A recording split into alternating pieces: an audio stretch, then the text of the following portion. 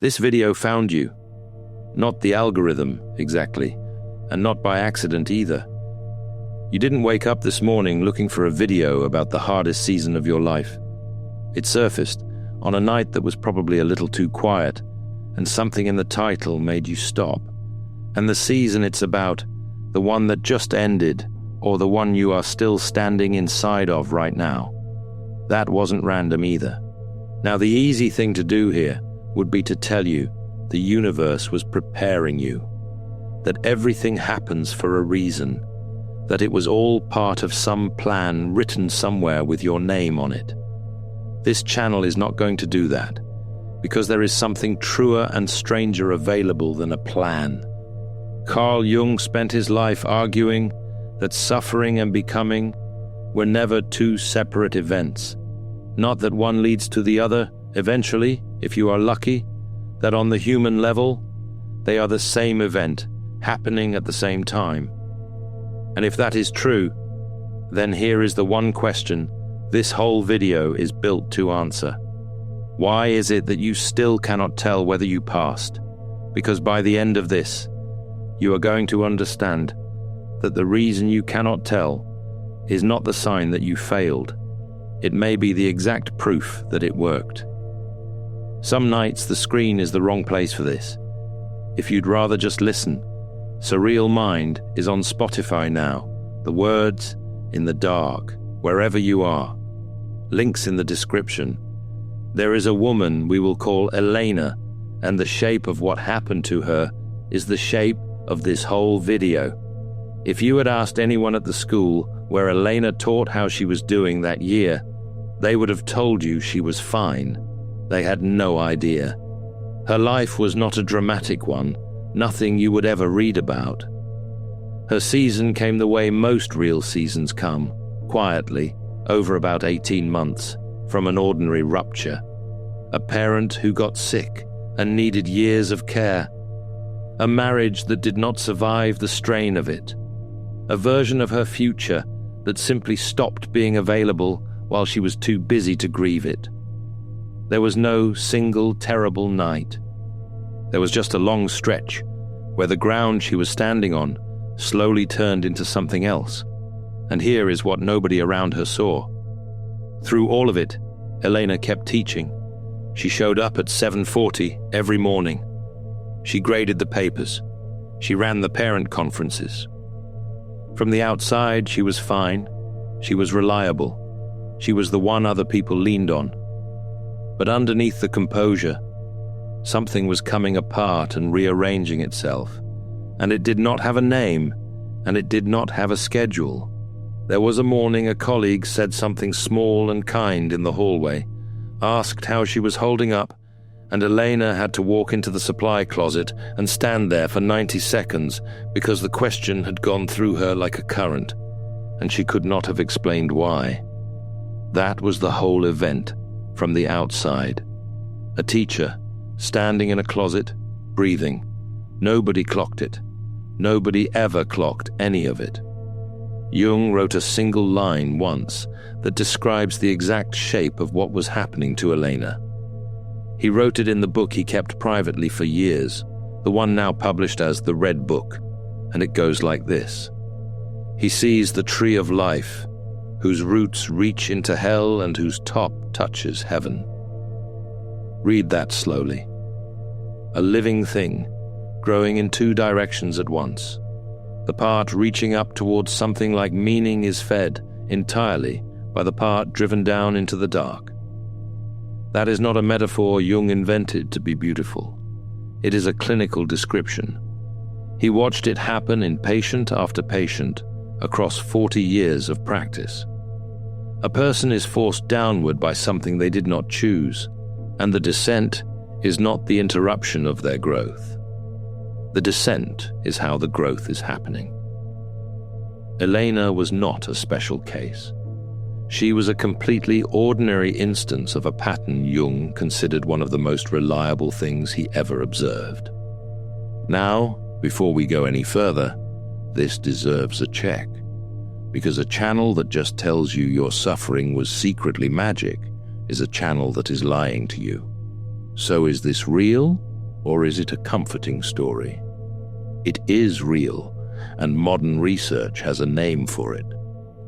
The psychologists Richard Tedeschi and Lawrence Calhoun spent decades studying people after the worst events of their lives, and they found that a significant number of them did not simply return to who they were before. They reorganized into something with more depth, more clarity, a different relationship to what matters. Tedeschi and Calhoun called it post-traumatic growth, and their central finding is the part that matters here. The growth does not come after the struggle as a reward. It comes through the struggle as its direct product. But Jung was making a stranger and more specific claim than the modern researchers, and that is the turn this whole video is built on. Hardship being followed by growth is the easy version. His version goes underneath it. The breaking and the becoming are one process wearing two faces, which means the thing you went through was never a test with a score at the end. And that is the reason it will not resolve the way you keep waiting for it to. Let me give that its name. Call it the season with no graduation. The title of this video calls it a season you either pass or fail. That framing is doing something to you, and it is worth seeing clearly. A test has a grade. A test has a moment when someone hands you the result, and it is over, and you know. Your season had none of that, and you have probably been quietly waiting for the moment when you would finally feel finished. The morning you would wake up and know you had made it through, and it has not come, and you have started to wonder if that means you did it wrong.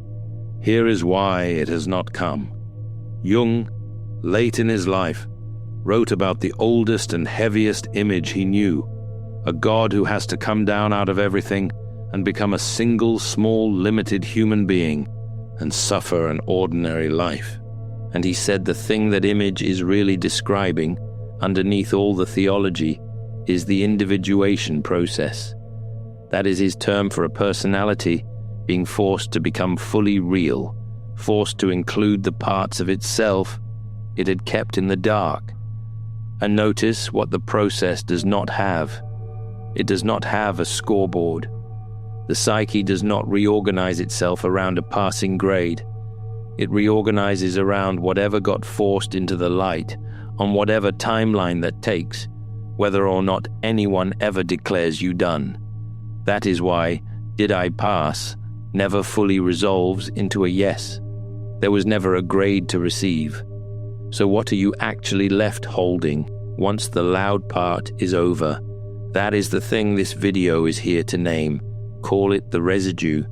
The residue is whatever stays in your system after the acute part of the season has ended. The changed reflexes, the new wariness, the way certain ordinary things hit harder than they used to. It is not damage, exactly. And it is not a trophy either.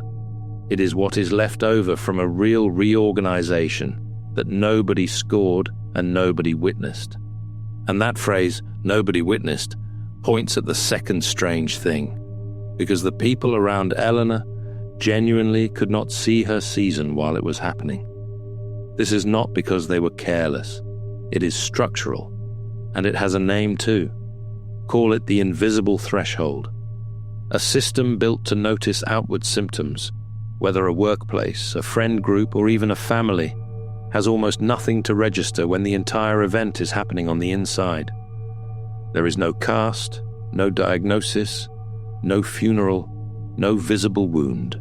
So the world keeps treating you as fine, because by every outward measure, it can read, you are.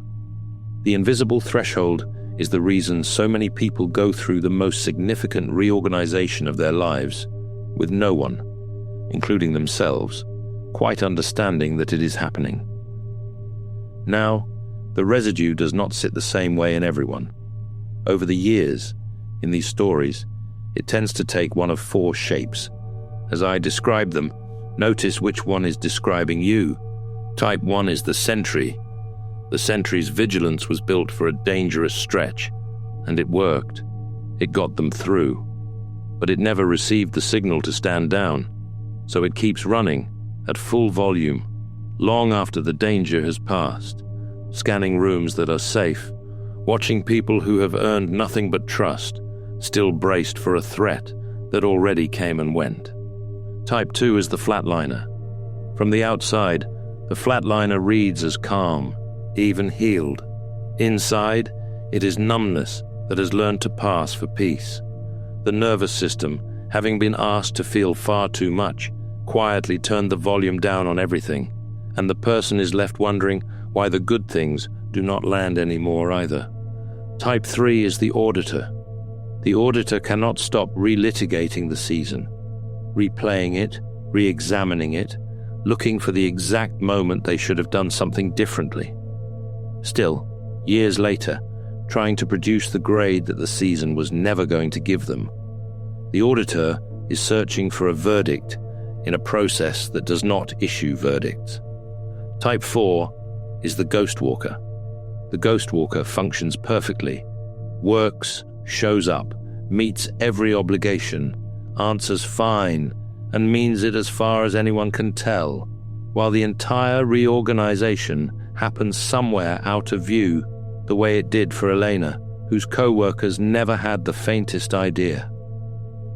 The ghost walker's whole life happens above the invisible threshold, in full view, while the real event happens beneath it, where no one is looking. Sentry, flatliner, auditor, ghost walker. Same residue, 4 different ways of carrying it. Tell me in the comments which one you are. Sentry, flatliner, auditor, or ghost walker.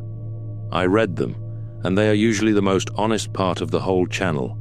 Now, if the video stopped here, it would be flattering. It would tell you that you survived, that you are carrying something rare, that here is your type, and it would leave it there. But stopping there would be a lie by omission, because there is a cost to the residue, and it does not go away just because you named it. There are 3 dangers, and they get more serious as we go. The first danger is that the vigilance does not recalibrate on its own.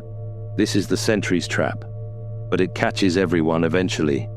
The alarm system that kept you alive was tuned during the worst of it, and it does not automatically retune when conditions improve. So it keeps firing on old data. It misreads a partner's bad mood as the first sign of catastrophe. It treats an ordinary silence as a threat. It spends your energy defending you from dangers that are years in the past, and it calls that being careful. The second danger is quieter and worse. Numbness gets mistaken for healing. The flatliner feels calm, and calm is supposed to be the goal, so they conclude they are through it. But the actual repair never starts, because repair requires feeling the thing, and nothing hurts enough anymore to prompt it. They have confused the absence of pain with the presence of peace, and those are not the same, and the difference is the whole thing. The third danger is the deepest, and it is the one to watch most carefully. It is when your identity fuses with having survived. When the one who made it through stops being something that happened to you, and quietly becomes the only self you have available. And once that happens, ordinary, undramatic peace starts to feel unbearable. A calm relationship feels boring. A quiet week feels suspicious, like something must be wrong. Because if surviving is who you are, then a life with nothing to survive leaves you with no self at all. That is the danger nobody warns you about. You can get so good at carrying the weight that you no longer know who you would be without it. Comment if the vigilance never fully turned off for you. You are more in company than you think. So what do you actually do with a residue that will not simply dissolve on command? You do not force it. You cannot delete a reflex by deciding to. What you can do is retire it deliberately, and there is a process for that, and it has 3 steps, and it has a name. Call it the stand-down process. The first phase is naming the residue for what it is, not weakness, not a secret gift, just leftover adaptation, running past the window where it was useful. This sounds small, and it is not, because the moment you can say, "That is my old alarm, not new information," you have put a hand's width of space between yourself and the reflex, and that space is where all the rest of the work happens. The second phase is testing the alarm against present evidence. This is the one you can actually do this week. The next time the vigilance fires, the next time you are certain something is wrong with a person who has given you no reason for it, stop before you react and name one piece of real, present-moment evidence for the threat. Out loud or on paper. Not "I have a feeling." Actual evidence from this room, this year. Most of the time you will find the alarm is running on a memory, and naming that out loud takes the charge out of it. A feeling is a lead worth checking. It is never, by itself, a verdict. The third phase is the hardest, and it is where Jung is most useful. It is practicing rest somewhere it can be seen. Choosing, deliberately, an undramatic and genuinely safe moment, and letting the vigilance stand down in front of another person, on purpose, as a rehearsal, rather than waiting for it to happen by itself, which it will not. And the reason this is the hardest phase is that it requires letting someone see you unguarded, and Jung was blunt about how much that costs. He wrote that to accept oneself is the steepest task there is. His exact words were that to accept himself in all his wretchedness is the hardest of tasks, and one which it is almost impossible to fulfill. The very thought, he said, can make us livid with fear. That is the real size of Phase 3. It is not a breathing exercise. It is the hardest thing a person can do, which is to let themselves be seen as they actually are, and let that be enough.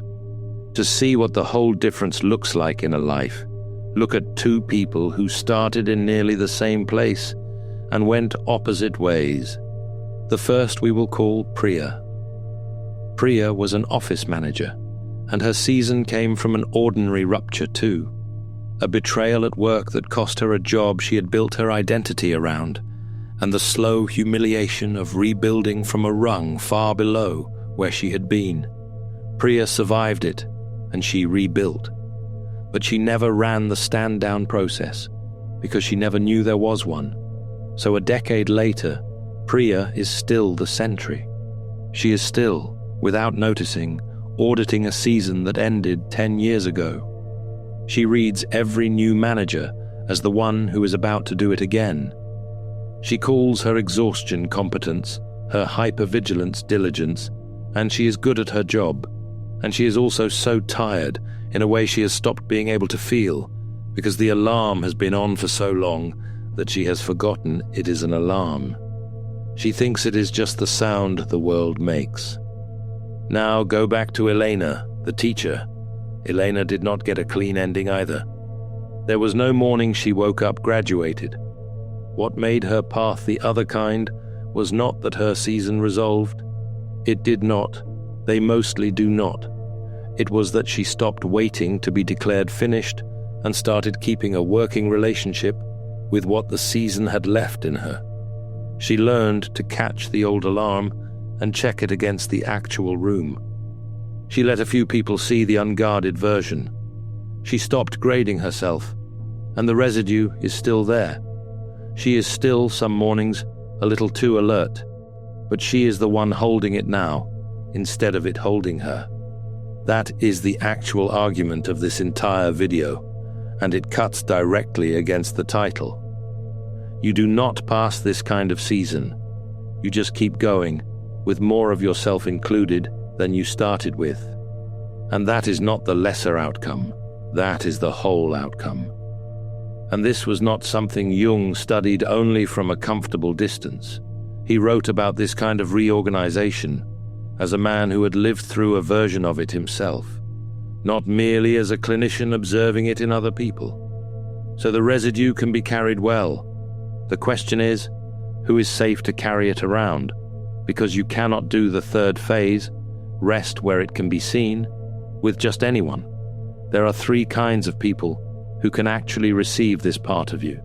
The first are the people who do not flinch when you tell them the plain version of what happened, not the dramatic version, the true one.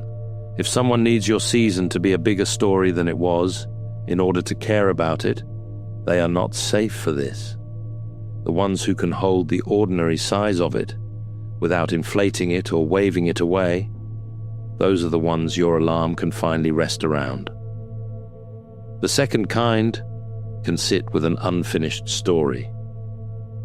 Most people, out of kindness, want to hand you a resolution, to tell you it made you stronger, that it all worked out, that you are better for it. That is the invisible threshold talking, the need to see a clean outcome. The people who can let the story stay open, who do not need you graduated to be comfortable, are the ones you can actually tell the truth to. The third kind will show you their own residue sometimes too, because a relationship where only one person is ever the one who survived something is just the old vigilance in a new outfit, with you back on watch. You are looking for the ones who will occasionally go first, who will name their own leftover alarm, so that the seeing runs in both directions, and you are not the only one standing guard. Day to day, it runs like this. You keep the guard at a normal setting, not sealed, not flung wide. You offer one true, ordinary-sized thing. You watch what comes back, and you let their response, not your oldest reflex, decide how far you open from there. That is the stand-down process, running quietly, in real time, in a real life. Step back, and the whole path moves through 4 stages, and you can find yourself on it right now. The first stage is recognition. This is the moment, maybe this video, when you realize the season was a real reorganization and not a test. You are still failing. Nothing has changed yet, but the ground shifts under the word failed, and it never quite shifts back. The second stage is naming. Here, the vague ache becomes specific. That is my sentry. That numbness is the flatliner, not peace. As Jung understood, what stays unconscious runs your life from behind, as if it were fate. The thing you can finally name is the thing you can finally begin to steer. The third stage is the stand down itself, the daily, undramatic work, naming the residue, testing the alarm, practicing rest in front of someone safe. It is 100 small corrections, none of them cinematic, and it is where the actual change lives. The fourth stage is carriage. Here the residue stops being something that happens to you and becomes something you hold. You still have it. You are simply the one deciding now, when the guard comes up and when it comes down. The same alertness that once ran you, you now run. A few warnings, because this work has its own failure modes, and the sharpest, most self-aware people fall into them most. The first is turning the stand-down process into a new kind of surveillance, auditing your own vigilance as compulsively as you once audited the threat. Watching yourself watch yourself. That is not standing down. That is the same alarm, pointed inward, and it is exhausting in a more sophisticated way. The second is the one to watch most carefully. It is using "I know what my residue is" as a way to feel superior to people who have not done this work. The moment your insight becomes a ladder you stand on to look down at everyone still asleep, it has curdled into the very thing you are trying to heal. Seeing yourself clearly is a private responsibility. It does not put you above the people who have not gotten there yet. The third is regressing to full sentry the first time real stress arrives, and reading that regression as proof that nothing worked. It is not.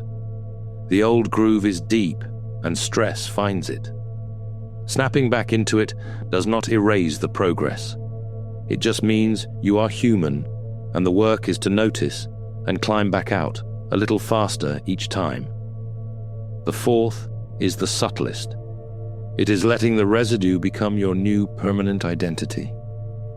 Trading the one who survived for the one who is healing, and clinging to that just as tightly. It is the same fusion from the third danger, wearing the costume of the solution. The goal was never to become a person defined by their recovery. The goal was to become a person who no longer needs the season to explain them at all. Now step all the way back, because none of this is only personal. Look at how our species handles endings, and you notice something. Grief has funerals. Illness has the milestone where the doctor says you are clear. Even leaving a job has a last day, a card, a handshake. But this kind of season, the internal reorganization, the one below the invisible threshold, has no ritual at all. No ceremony marks its end, because no one outside you could see its beginning. It has always resolved privately, or not at all. That is not a modern failure, it is old.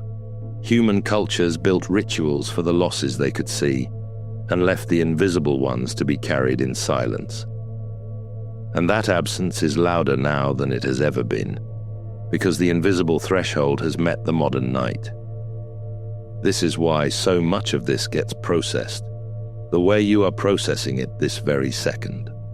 Alone, late, on a screen, in a quiet room, watching a stranger's voice describe the inside of your own life.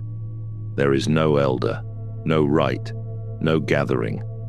There is a phone at 1 a.m, and the strange, small comfort of finding out the thing you thought was only yours has a shape and a name and other people standing in it.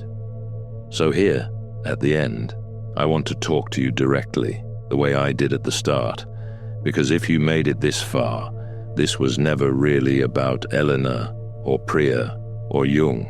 You did not find this video by accident, and you did not survive your season by accident either, but not because it was a test with your name already written on the answer key, waiting for you to earn the grade.